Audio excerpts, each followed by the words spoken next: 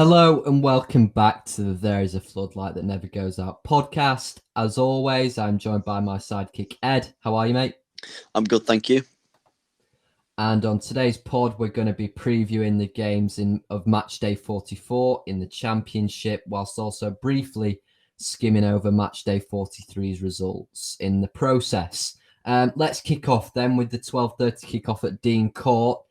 Bournemouth versus Brentford, and it's a Bournemouth side in scintillating form, a 4-1 victory over Millwall the other night, and a Brentford team struggling for goals, albeit without losing games of football. Ed, this is a huge game sort of to decide who's going to play who in the playoffs, because currently Bournemouth are third and Brentford are fifth. Definitely, I think if Bournemouth win this game, they've pretty much secured that third place in the playoffs for me. I think it's very hard not to back a Bournemouth win here, although it is the early kickoff, so Gandhi never lies. He never rests either. So you got to take a bit of caution there.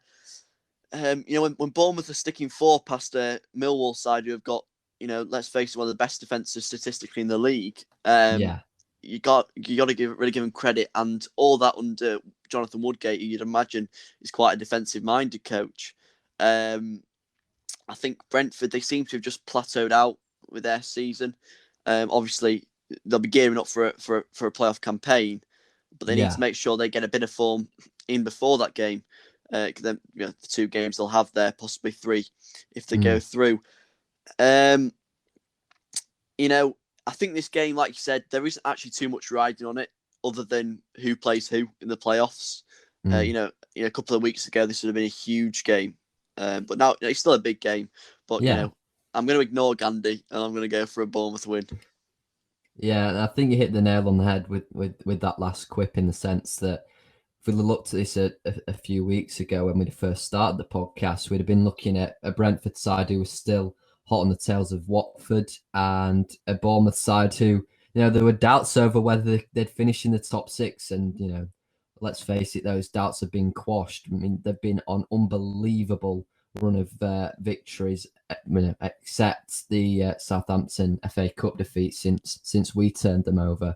And honestly, as a Barnsley fan, and I said this on a previous podcast, I hope Brentford win this game, because as it stands, we'll be finishing sixth and we'd play the team in third. And I really don't want Bournemouth over two legs, because they are a very, very, very good football team. And that's why I agree with you.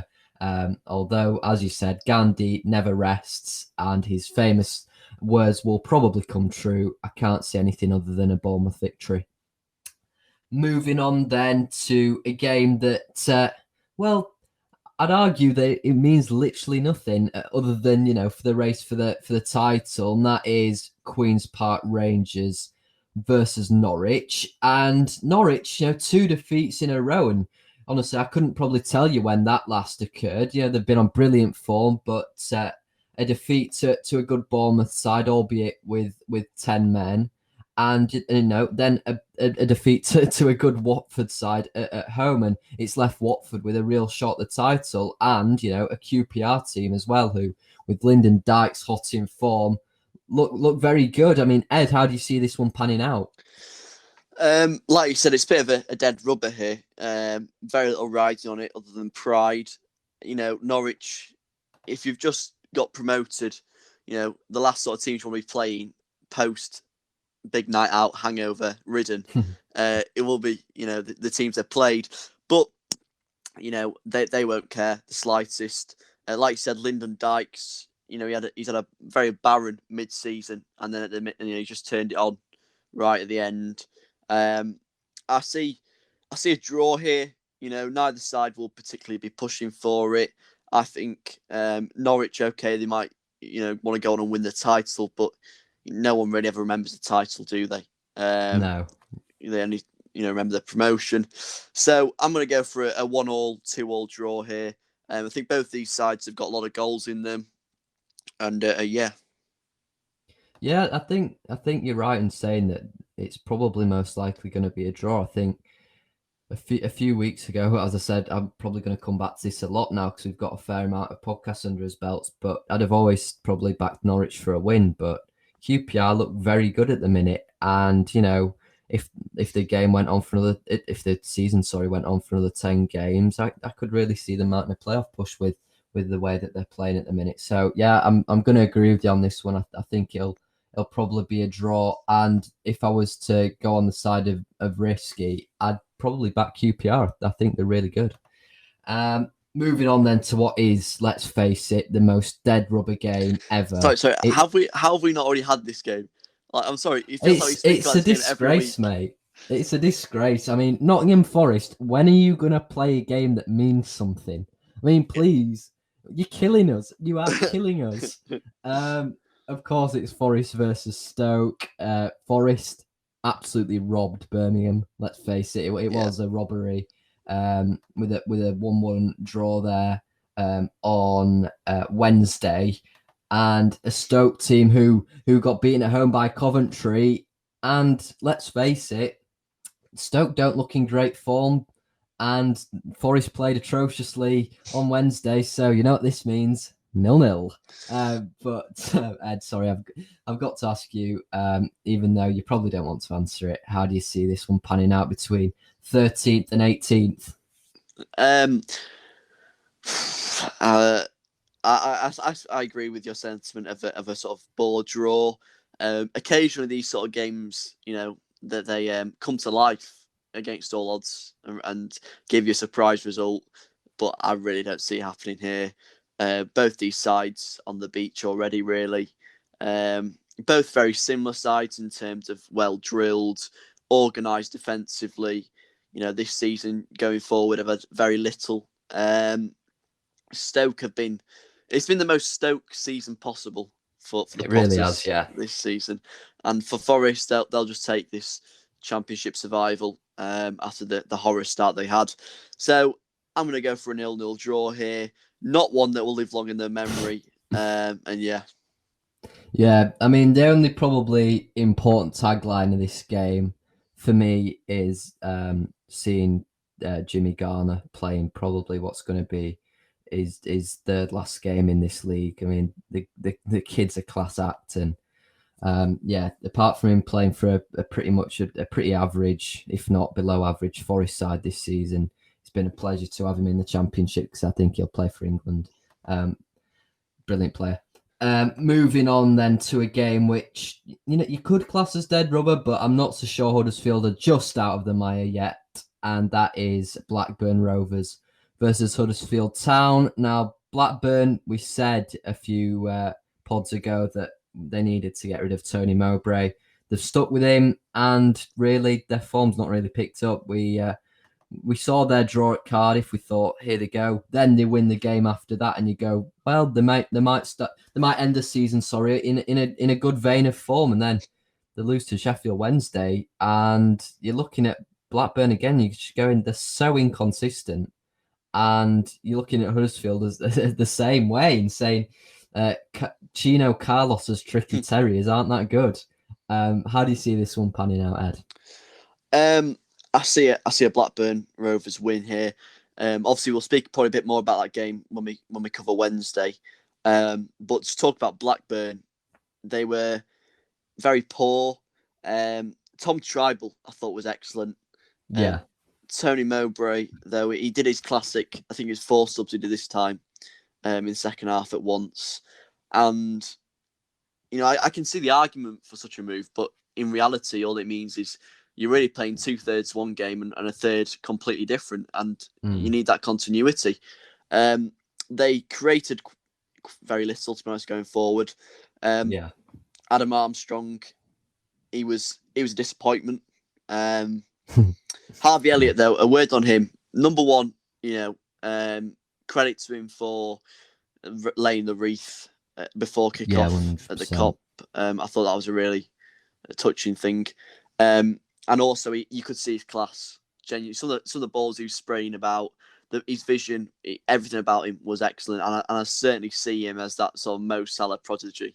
He's a brilliant player, is Harvey Elliott, and I honestly think he'd be so much more likable if he just got a haircut. I completely agree. He's obviously a really sound kid, and he's an immensely talented footballer. Just get yourself down to Paul Wilkinson's air fashions, Harvey. Yeah, definitely. A new trim wouldn't do him too much harm. With Huddersfield, I think these epitomise the phrase "style over substance." They play all the lovely passing around the back, tippy tapper, and then going forward, just nothing. You sound like a really Brexit dar there, Ed. You sure you're not called Keith? I can assure I'm not. No, but you know what I mean? It's not. I do, yeah. It's not energetic, really. It's just very possession-based nonsense, in my opinion. I mean, they got into some trouble, didn't they, this week, because they put a tweet out saying thanks to the sponsor of the shirts, and obviously they linked the account, and people went on the account, looked at the tweets, and there were a lot of sort of far-right xenophobia. Like maybe Huddersfield really aren't called Huddersfield, called Keith FC. Well, it was another blunder by the new owner, Phil Hodgkinson. And it's just a club in a real mess. And I think next season, there's a whole conversation, but I think they'll be right down there. On to this game, though. I see a Blackburn win. Huddersfield aren't out of it yet. I think realistically they are, though. They've just got enough there. Certainly a win or a point here will see them safe in my eyes. And quite probably mathematically, depending on the results. So, I'm going to go for a Blackburn Rovers win. But again, not one that will live long in the memory. Yeah, once again, I find myself agreeing with you on that one, Ed. Having seen Huddersfield against us, they were absolutely terrible going forward. And I know I'll get more onto this, how brilliant our defence were, but they were shocking. And when this isn't a slur on Huddersfield, but when you have Yaya Snogo as your focal point, I honestly don't think you're going to score a lot of goals. And I can see Blackburn picking up 3 points in this one. Moving on to a huge game then now.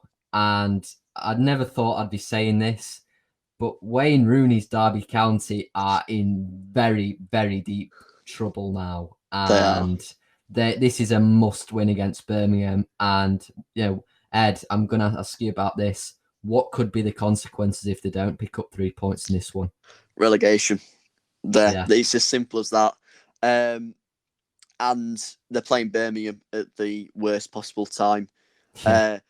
Lee Bowyer, I'm still not convinced that this is going to have any sort of longevity, this tenureship, and I don't think it's sustainable, because you look at the goals they've been scoring, the results they've been getting. It was Mark Roberts' header from a corner against Forest. It was a Harley Dean header against Rotherham. So that's a whole different conversation. But we look at the here and now, and they've been brilliant results-wise. Derby, 4 straight losses. Just so abject, and no life in the team at all. And then it comes down to Rooney and his ability to motivate, and I've questioned it since minute one. Can he get a group of players motivated when they're... Because, I think the problem with Rooney is he was so good as a player, he quite rightly will expect that with his players, and the quality they've got in the squad simply isn't good enough. I think if they lose this game, then it opens the door up for us massively. And also for Rotherham.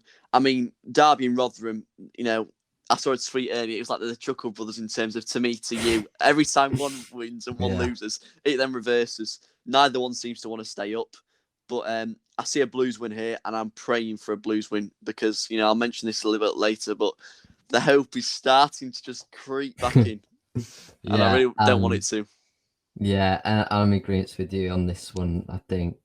To quote a Cherry Ghost song, Derby are looking at a table and going, cold mathematics, it's making its move on me now. And it really is. I mean, if they don't pick up 3 points here, not only will, a team below them most likely win, because that's sort of the pattern of play this season, and that'll drop them right in it, but it'd be 5 defeats in a row. And that is just not the form you want going into your last 2 games. On the other hand, though, I have got to be a little bit positive, even though this might not necessarily represent my views entirely, in saying if Derby do pick up 3 points here, you're looking at it again, and they're only probably 1 point behind Huddersfield, and you're saying, well, that might be them safe now, barring Rotherham performing a miracle with their games in hand. But we'll see. This is going to be a really interesting one. And I tell you what, I tweeted it on our official Twitter @Floodlight Pod. Go follow it if you're not. But Could it see the return of the Hare Island, the English Dutchman, the mercurial Wally with a brolly Steve McLaren if they don't pick up 3 points here? It would not surprise me if they brought him downstairs if they lose this one. It really wouldn't. But we'll wait and see on that one. Moving on then to a game that affects us, it affects you, and this is such. I'm looking forward to this game so much, and it's of course Barnsley versus Rotherham. Personally, I think if we pick up 3 points in this one, well, not personally, mathematically, we're in the playoffs, and that would be an incredible achievement, and I'd be so proud of the boys. And looking at your sort of end of the stick, and if Rotherham lose this one, they could drop to the bottom of the pile, and I wouldn't put it against Rotherham, losing this one, because not only are we a pretty good side these days, without, this is me not trying to sound arrogant, we're a decent side these days, and Rotherham, I watched them against Middlesbrough, and I know they had 10 men, so it's obviously not going to be an accurate representation of their true abilities, but they looked knackered and they looked out of ideas, to be honest. And I don't know your thoughts on this, Ed, but out of all the teams in the bottom three now, I'm now looking at Rotherham and saying, I think they're maybe the most likely to go down. Yeah, they do look knackered and tired, and the last team you want to be coming up against when you're in that state is Barnsley, because they're going to run you ragged, and I really hope you do.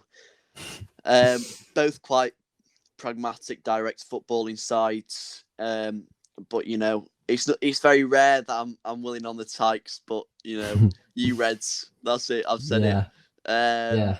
No, look, I think Rotherham, they've been so unlucky this season with COVID and fixture postponements, and 3 straight losses. They need to pick up points soon, because it's that old adage, isn't it? I'd rather have points on the board than games in hand. Yeah. And at the minute, they're not getting the points on the board, and they're not really looking like it. I thought against Birmingham they were unlucky, and if they took the chances, I'd agree with you on that. They deserved something from that game. I thought Birmingham were a little lucky, unfortunate to get the win there, but no. You're seriously worrying. Well, I'm not worrying for Rotherham, but neutrals will be worrying for Rotherham if they were to lose this one. And I do see a Barnsley win, and I can stomach it cementing your playoff position if it gives a little bit of hope. It would, it'd probably make me shed a tear if I'm being totally honest. Seeing us cement a playoff berth, it'd be rather incredible.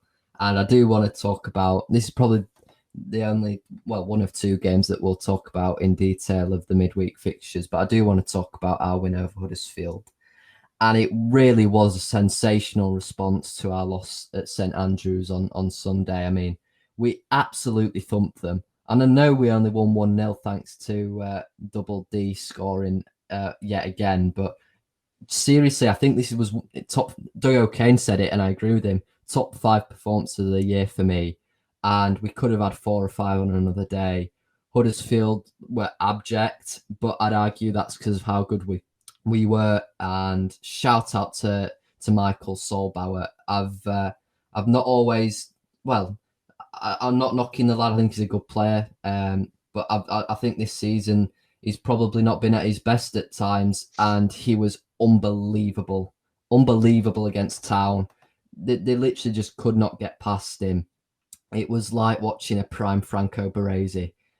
He was brilliant, and shout out to the lads, because they've put us in such a strong position now that we are starting to dream, and it's incredible, seriously incredible. So up the bloody Reds.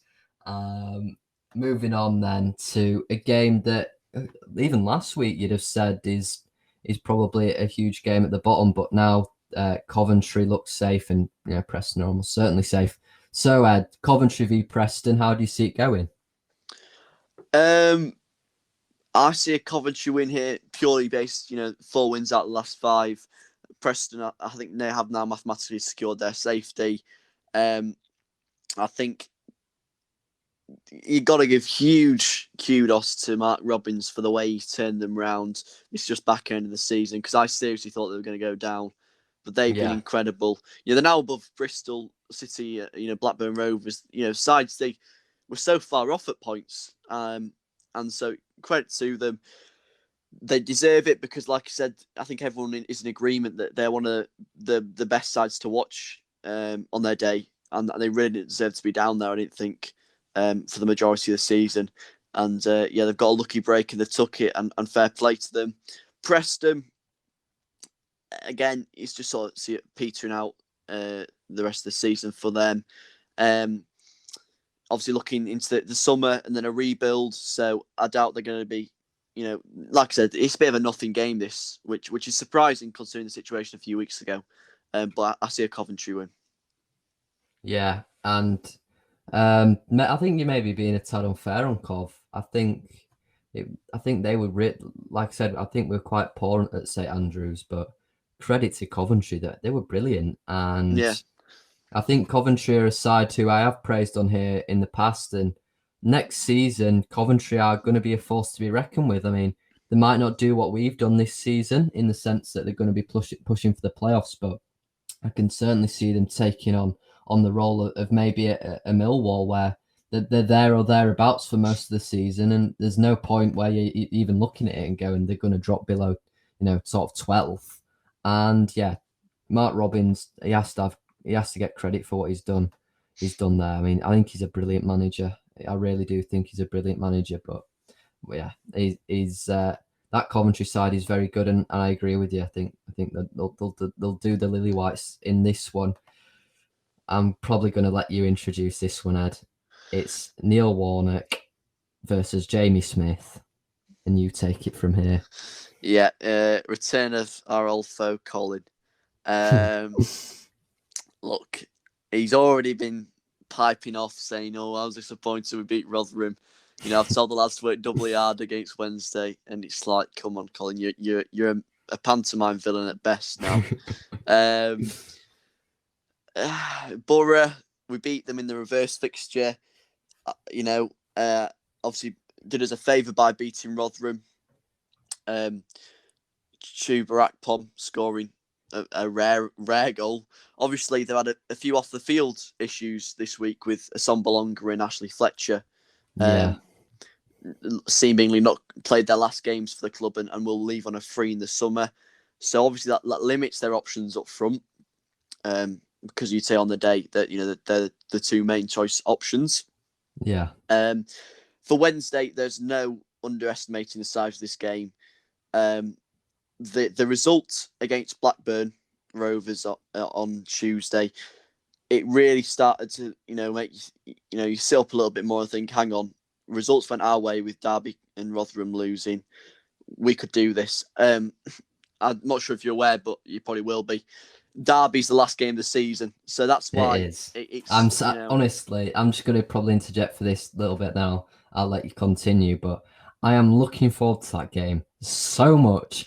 If that is literally a shootout between who goes down, I'll be watching that more than the Barnsley Norwich game, mate, because I don't like Sheffield Wednesday, and if you listen to this, you'll know the reasons why as a Barnsley fan. But I despise Derby County. They relegated us, which is never a good look. But they were chanting, "We will never play you again." How much would I love it if that was the case? But it was where we were in the league above them. And thirdly, they were just so arrogant when they played us. Like, we've beaten good teams this season. We've beaten Watford at home. We've beaten Bournemouth away. We've beaten Norwich in the FA Cup. And they've all gone, yeah, fair play, you were the better side.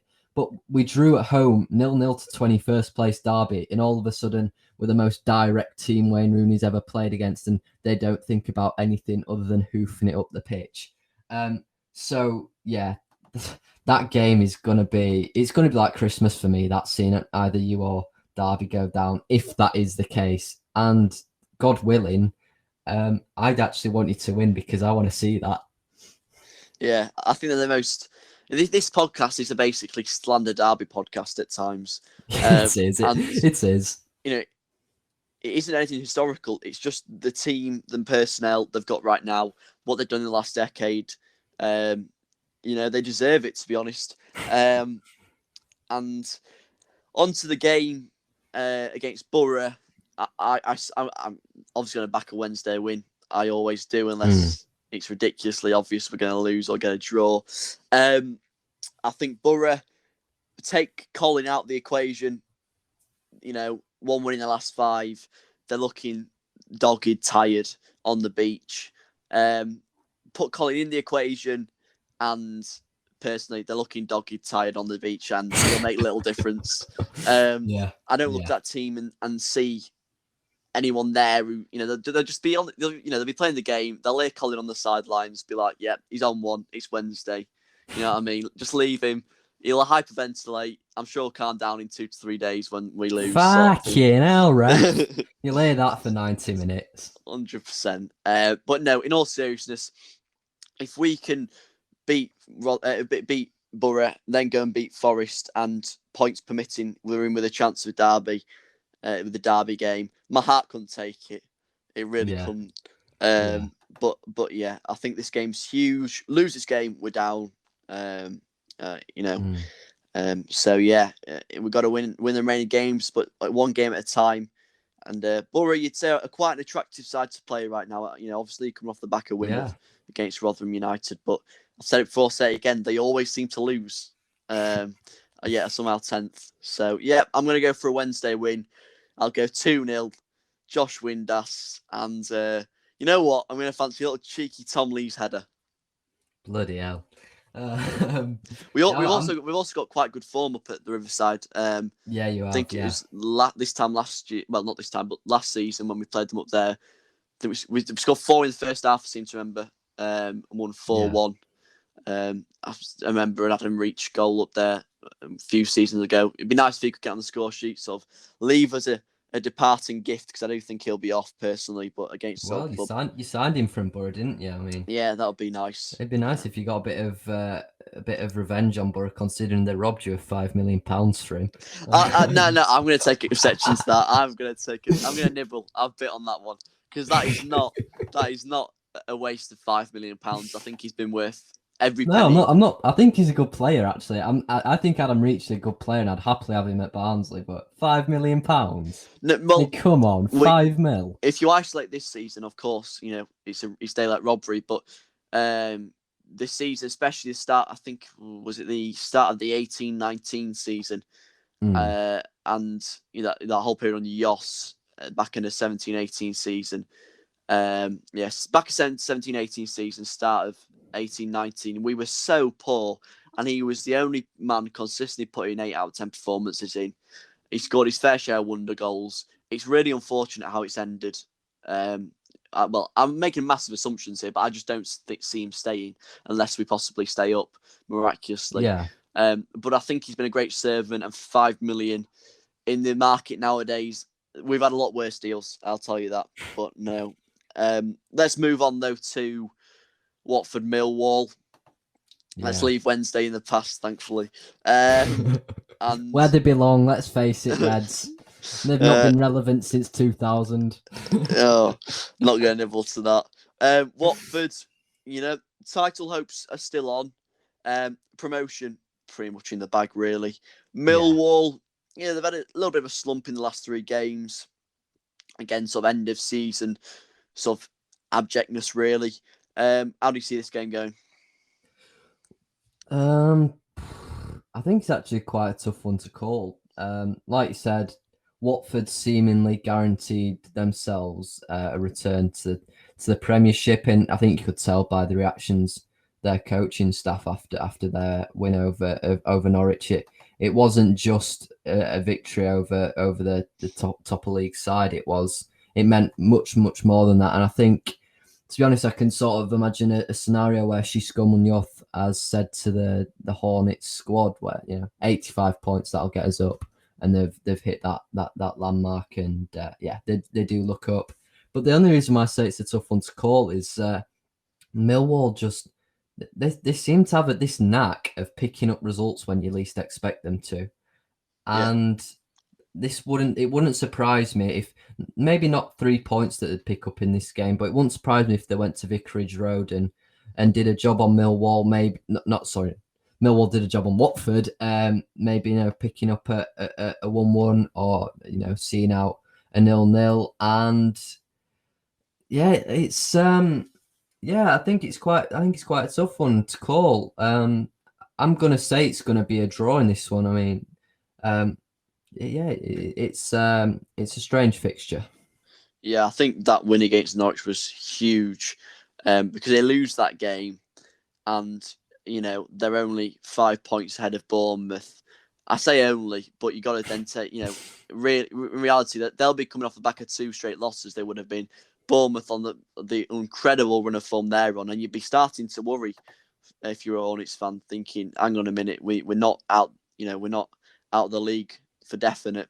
But the win against the Canaries was emphatic in both performance and in meaning. One thing I'm really interested in with this Watford side is sort of what will happen next season when they get promoted, because I think they will get promoted. I think it's hard to argue against. How will, and I probably won't pronounce his name as well as you have, Gisco Munoz. It's not bad. It's not a bad attempt. It's not a bad attempt. Don't shoot the messenger. But we know how Watford treat their managers, the owners. Yeah. And I feel like I still don't know him. I still don't really know what he's about. Yeah. They have an identity, but it's nothing like too unique. They just win games. The quality in their squad wins games, and you sort of felt like they needed a manager who would just allow the squad to sort of do their own thing. And obviously, the Troy Deeney injury, which forced them to switch up formation midway through the season, that was, it was a blessing, wasn't it? It was a gift sent from the gods. And you wonder what would happen had that not happened. Obviously, unfortunate for Troy, but for the squad, obviously, allowed them to turn a corner. So it'll be really interesting to see in the Premier League, how Munoz fares. Can he establish himself? Because, no disrespect to the guy, but Dinamo Tbilisi and Watford, he still needs to establish himself in the game. But, promotion to the Premier League on his CV will do it. Yeah. No harm of, it was wonders, won't it, basically? It will. So, no, I think the cynic in me says he'll be sacked by October. But I guess we'll see. You know what? This is right. Come back to this at the end of next season, right? But this is my prediction for Xisco Munoz, right? He's gonna get Watford off to this really fast start, and then they're gonna go on a shocking run. He's gonna get sacked in November, and Sheffield Wednesday are gonna stay up this season. And next March, Sheffield Wednesday will sack Darren Moore, and they'll appoint Xisco, and he'll turn up at S6, and he will stink the joint out. No, I don't see Darren going anywhere, thankfully, anytime soon. He's a crack. Just on Darren. I know this might not mean anything, but best wishes from us at the pod for him, because cracking bloke. Really hope he makes full recovery. Yeah, it's good news about him coming out of hospital recently, and at the time of recording, it is his birthday. Happy birthday, mate! So happy birthday, Darren! On the off chance that you're listening, but yeah, hope you get well soon, and lead Wednesday back to the Premier League, which I'm sure you will do. No. You've gone from Big Ron to Big Daz, and you know what? I think he's a brilliant manager, and I've said this on previous podcasts, but I'll give credit where credit's due to Wednesday for that appointment. He's a cracking coach. Definitely. Let's go to South Wales. It's Cardiff City versus Wycombe Wanderers. We've got to say it. Adebayo Akinfenwa, first championship goal. The circumstances, the set of bollocks he had on him to put it away, because all the pressure was on him. No doubt his mind. But obviously, he knew if he scores that, it's his first championship goal. The scenes from Gareth Ains with the whole squad, because let's face it, they're 90% chance they're going down. They don't deserve to go down, in my opinion. They're the real unsung. I think they're the real unsung heroes of this league. The budget they've had, the way Ainsworth, when they lose, he doesn't lambast them. He says, "I'm proud of them." You know what I mean? Yeah. And the togetherness and the spirit he's brought to that side, I'm not sure he can replicate it anywhere else, because I think you need a club like Wycombe. I agree with you on that. Because if I'm right, they're fan owned, aren't they? I don't know what the situation is at Wycombe, but yeah, I think it's that sort of scenario. I think from what I gather, I think the part owned by Americans. I think they're headed, and that sort of consortium's headed up by Pete Kuhig. I might pronounce that wrong. And then the other sort of remaining shares in the club are owned by supporters. But yeah, it's they're working on a League Two budget in the Championship, and it's incredible how they're still fighting. Definitely. The game itself, Cardiff, searching for a win, and it won't come. Mick McCarthy, I'm going to call it Ollie syndrome, which is service Ole Gunnar Solskjaer. But, give an interim boss, does perfectly, give him a full-time contract, and it goes down the pan. Wycombe, I don't think you'll find many sides in the league who are going to be fighting more than them right now and showing that passion, in the words of Chrissy Weldon. Yeah. So, I think teams like Derby and Rotherham and ourselves, to an extent, need to take a leaf out of Wycombe Wanderers' book, just for the way we approach the game. But I do see a Wycombe win here. Two quite direct sides, but, Cardiff, end of season, are they really going to have that desire and fight? Probably not.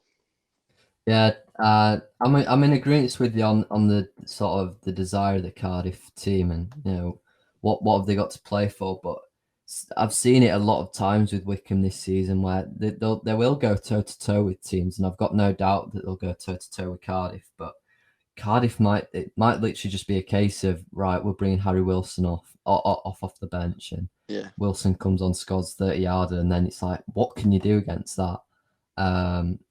But I'd like to see Wycombe pick up 3 points here, because I'd like I said to you, I'd like to see it go to the final day. I'd love to see a shootout at the bottom, and I think Wycombe deserves to take it. So I think Wycombe. I think you're right. Wycombe. I think Wycombe deserve to take it to the final day. And just on Akinfenwa, scoring your first championship goal at 38, in the words of the former Soccer AM fans when a Soccerette had come out, great age. No. Great age to score your first championship goal. And I know he's a bit of a meme, isn't he? Akinfenwa. Yeah. But fair play to the bloke. In terms of dragging a career out and squeezing every last drop out of a career, he's pretty much been operating on 1-year deals for the last decade, right? And he's I think all credit's got to go to him, because, like I said, we laugh at him for being this beast, but to be performing the way he is at his age, at the highest level he's ever played at in his career, it's nothing short of, it's A, admirable, and B, I think it's outstanding. It definitely is, and you can't do anything but respect him. Yeah. And the thing is, he, obviously 38, and this season, I don't think prolific's a word you could associate with him. No. Prior to that, he's been scoring. He is a bagsman. I don't like to use that phrase, but he is. He scores goals. He does. He's something no defender can ever really prepare to defend against. And he's not just this big brute up front who's going to bully defenders. He's actually, he really brings his worth to the team. And I'm so delighted to see him get his championship goal, because that'll mean, obviously, the world to him. I think that's all in that game, really. So let's move on to, well, you just said it would be another huge game, but I don't really see much in it, this one. Swansea versus Reading. Reading, unfortunately, have just plateaued out at the real wrong end of the season for them. Great timing for the Reds, isn't it? Just on Reading, though, I'm sorry to interject here, but I honestly think that Lucas João miss was the defining moment of their season, and the defining moment of ours, in a sense, because João scores that. Not only do we not pick up a point from that game, but Reading pick up all three, and I think they'd have leapfrogged us with a win at Oakwell. That João miss, it seems to personify Reading's season, in a sense that they've got so close. And to be honest, if you'd have asked me when we started this pod, which is a trope I've called upon a lot in this podcast, I am aware, I'd have said, yeah, I think Reading will make playoffs, because I thought, they just seem to have that cutting edge, going into their final run of fixtures with the likes of João, Meite, Elise, John Swift coming back into their team, and like you say, it's just that their season sort of plateaued, and in this rerun of the 2011 playoff final, it's hard to see anything other than a similar result to that, in which would be a Swansea win. Yeah, I feel Reading, that they're going to have will have had a lot of sort of last rolls of dice in terms of financially wise. They're in a real mess, and so they need to get up to the Premier League ASAP. And I don't think it'll be this season for sure. Swansea, they're still unconvincing, and I certainly don't see them as a threat in the playoffs. Famous last words, I know. Last words. Yeah. I see this one being a draw, to be completely honest. Right. Because, I don't know, both sides seem to lack quality at the minute, which you wouldn't have thought you'd be saying about these sides. But yeah, I see a draw in this one, for definite. Right. Well, I think there's a question I want to ask you at the end of this podcast, which will follow the fixtures. But once again, it's a bit pretty boring one here. Bristol, Luton. What can you say apart from these games just happen at the end of the season where teams have nothing to play for, and Bristol, along with Nottingham Forest, and Stoke seem to have nothing to play for every week, and they're in shocking form. Let's face facts here. They just don't win games of football. Their team, like we've said on previous podcasts, it just doesn't reflect a Nigel Pearson side. I mean, Wickham had 23 shots on Wednesday, and Bristol had 9. I mean, come on. I mean, there's being on the beach, and then there's that. And Adam Naj on the right wing, don't get it. Tommy Rowe at left back, I said it before, I don't get it. That there's, I think, the serious concerns for Bristol going into next season, and with Luton, I think Luton they're very much in the same ilk as Barnsley. As teams look down on them. It's when you lose to them, we should be beating teams like Luton, but credit has to go to them because they found themselves in a similar situation to us last season, in the sense that they had to win on the last day to survive, and they did, and they've had a very successful season. 12th, if you'd have offered a Luton fan 12th, I'm sure they'd have snapped your hand off. So, yeah, a very successful season for the Hatters. But on the fixture itself, Bristol, Luton, can you just sort of give us a score prediction? I'm going to go for a 2-0 win for Luton. I think Bristol City are, I can say a lot of words about what they are, but I'll just stick with poor. I think the only real player of note at the minute is Tyreek Bakinson, and I saw firsthand his quality. Another great goal against Wycombe Wanderers after the one he scored against us. That relationship between Bristol City and Nigel Pearson just seems like a marriage that should never have happened. And to be honest, I think they need to get the divorce papers out quick at the end of the season, because unless there's serious changes, I just don't see it succeeding. But I'm going to go for a Luton Town win against Bristol City because Bristol City. Sorry, because I am conscious that I lambast people for calling us Sheffield or United Sheffield, and then I know Bristol I'm City as culpable as calling Bristol City Bristol. So I am trying to make that conscious change. No, I just think Bristol City are that poor that I don't see them winning a game of football anytime soon, to be completely honest. Yeah. This is the $1 million question. It's probably £17.50 question. But the question I want to ask you is, going into the final 3 games of the championship season now, Ed, I want you to make a prediction for the bottom. Who is going down? What 3 clubs are going down? From now, I'm not saying, if we win this. From your perspective right now, who do you think is going to go down? Wycombe, Rotherham and Derby County. You really think I'm going to put Wednesday down there? Come on. Yeah, listen, it's your opinion. This is why I'm asking the question. I think it's really interesting because... Allow me my blind and definitely mistaken optimism. No, I think I just don't... If Rotherham and Derby are in such poor form, and the Derby County Wednesday game on the last day is so crucial, I think Wycombe have just timed it slightly too late to make their resurgence. and with Rotherham's fatigue only going to get more and more, I really think they're in trouble. So yeah, I'm not, this 90% optimism, 10% actual chance in terms of you look at it on paper and Wednesday, and I've seen neutral fans on Twitter say it. Wednesday, they're definitely not out of this. So I'm going to go for a Derby County, Rotherham United and Wycombe Wanderers bottom three. I mean, without hope, what have you got? And yeah, I think I'm with the neutrals you mentioned there. Wednesday certainly aren't out of this, but we've failed to mention it. I do have to mention the permutations of this weekend's fixtures, and that is if Sheffield Wednesday lose and Derby County pick up 3 points, Sheffield Wednesday will be playing third tier football next season.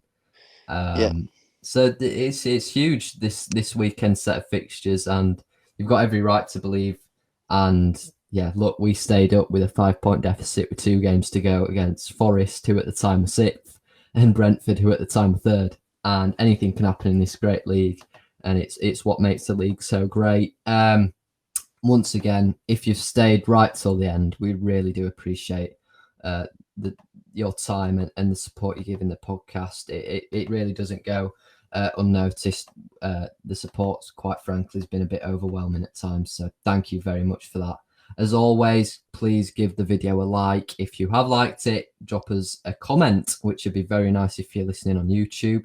Subscribe if you're on Apple. Please do drop a subscribe if you haven't already, and drop a review on Spotify. Please do follow us, and you'll get each episode as it comes. Once again, thank you, Ed. It's definitely been an interesting one, and I'm very much looking forward to the review on Sunday. Definitely. Thanks for listening, guys.